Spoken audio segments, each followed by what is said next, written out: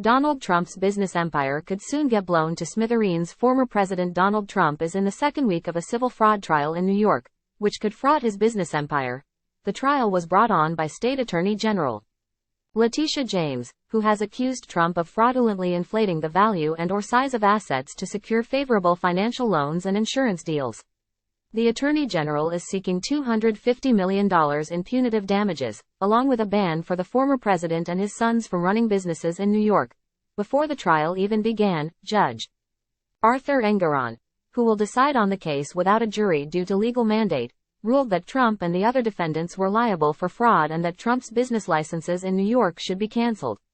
This was later paused by appeals court Judge Peter Moulton, who declined to fulfill the defense's request to halt the trial.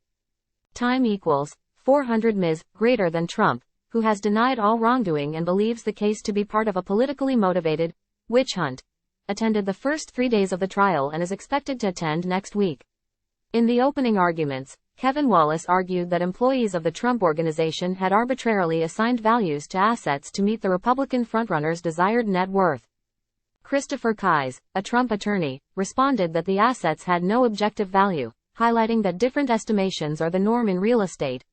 Alan Weisselberg, former chief financial officer for the Trump Organization, acknowledged his role in the manipulation of Trump's assets, adding that the Republican frontrunner reviewed financial statements himself. Later in the week, the court heard from Nicholas Hay, a former employee at Deutsche Bank. Hay reviewed loan applications from the Trump Organization during his time at the bank, and said he assumed the valuations were broadly accurate. However, he added that Deutsche Bank also performed its own research and did not rely solely on Trump's figures. Yesterday, Attorney General James questioned Patrick Berney, an assistant vice president at Trump's firm, who told the court that Weisselberg and Jeffrey McConney, the Trump Organization's former controller, were the final deciders on valuations of company assets.